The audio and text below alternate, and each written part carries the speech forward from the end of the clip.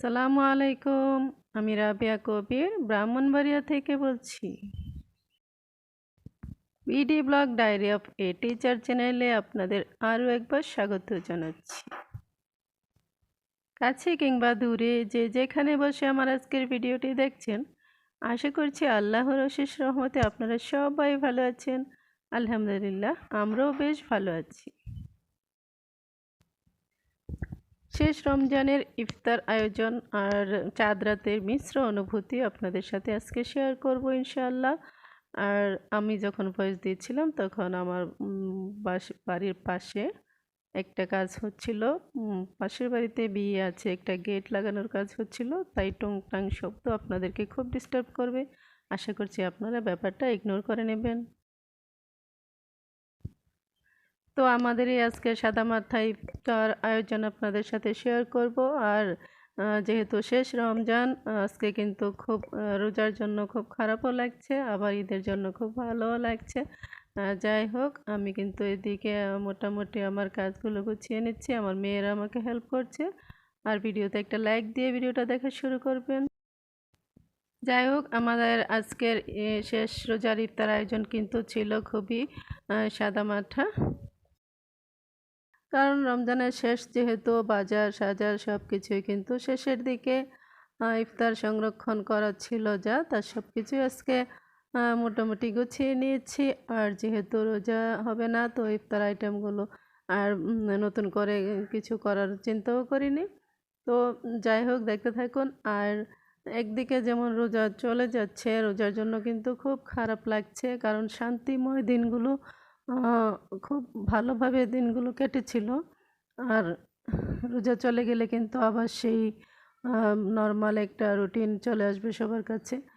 তো সেই জন্য কিন্তু রোজা ভালোই ছিল, রোজার জন্য খারাপ লাগছে। আরেক দিকে হচ্ছে রোজার পরে যেহেতু ঈদ আসছে, ঈদ উল ফিতর কিন্তু খুব আনন্দের একটা দিন। তো একদিকে দুঃখ, একদিকে কিন্তু আনন্দ বয়ে আসছে। তো সেই নিয়ে কিন্তু সবার মনে একটা মিশ্র অনুভূতি কাজ করছে। আর আজকে যেহেতু চাঁদ রাত, বাড়িতে কিন্তু বাচ্চারা খুব আনন্দ করবে। হাতে মেহেদি লাগানো থেকে শুরু করে বাচ্চারা অনেক রাত্র পর্যন্ত সজাগ থাকবে। আর যেহেতু আজকে সেহরিতে ওঠার কোনো টেনশন নেই, তারাবি নামাজও নেই, তো আমরা কিন্তু সবাই মিলে আজকে অনেক আনন্দ করব সন্ধ্যা থেকে রাত পর্যন্ত।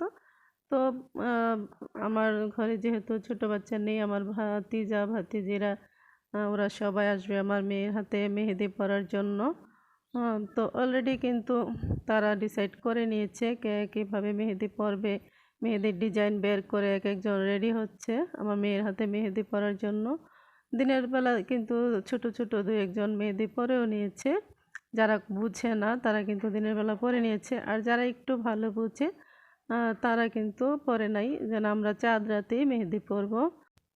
যাই হোক, এদিকে কিন্তু আমি তুকমা দানা ভিজিয়ে নিয়েছিলাম আর একটু ট্যাং মিশিয়ে শরবতটা করে নিয়েছি। আর আমার মেয়েরা কিন্তু হাতে হাতে ইফতারগুলো সাজিয়ে নিয়েছিল, আর আমি কিন্তু রান্নাঘরে কাজে ব্যস্ত ছিলাম।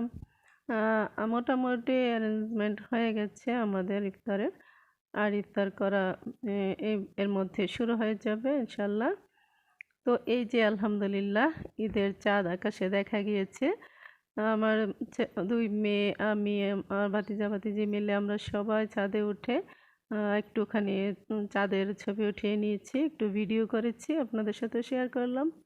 আর এই তো আমার মেয়ের কাজ শুরু হয়ে গিয়েছে। ছোট ছোট বাচ্চারা তাদের বড় আপুর কাছে মেহেদি পরবে।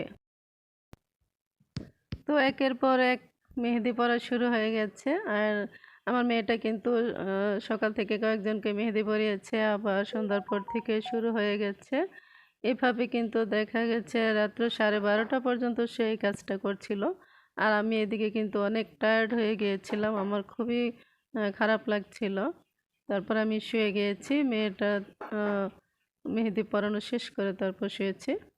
তো ইফতার শেষে আমরা কী কাজ করেছি সেটা একটু শেয়ার করে নিচ্ছি আপনাদের সাথে। তো আগামীকালকে চিকেন কাবাব তৈরি করব।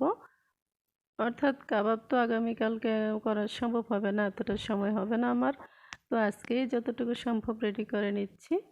তো আমি কিভাবে কাবাবটা তৈরি করে নিচ্ছি সেটা আপনাদের সাথে ডিটেলসে আর বলা হলো না, কারণ আমরা সবাই মোটামুটি একই প্রসেসে কিন্তু কাজটা করে থাকি। তারপরেও হয়তো এক একজনের হাতের কাজের এক একটা ভিন্নতা থেকেই যেতে পারে। তো আমি সবগুলো মশলা আগেই দিয়ে ব্লেন্ড করে নিয়েছিলাম, আর এখন একটা ডিম মিক্স করে দিয়েছি। আসলে একটা কাঁচা ডিম আমি ব্যবহার করি, আর কাঁচার যে একটা ফ্লেভার থাকে সেটা যাতে না আসে, সেজন্য আমি এখানে একটু লেবু ব্যবহার করছি। বাস এইটুকুই, একটু ভিন্নতা, হয়তো অনেকে এটা করেও থাকেন।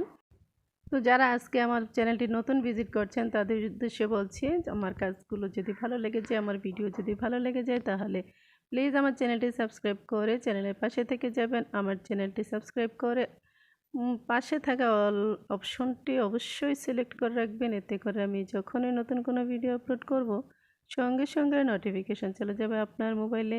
আর আপনারা যখন যেখানে খুশি সময় করে ভিডিওটা দেখে নিতে পারবেন। অলরেডি যারা এই কাজটা করে ফেলেছেন আপনাদেরকে জানাচ্ছি অসংখ্য ধন্যবাদ। তো আমার ডোটা একটু নরম হয়ে গিয়েছিল, সেই জন্য আমি এখানেও কিছু টোস্টের গুঁড়া মিক্স করে নিয়েছি। এখন কিন্তু একদম ঠিক আছে ডোটা।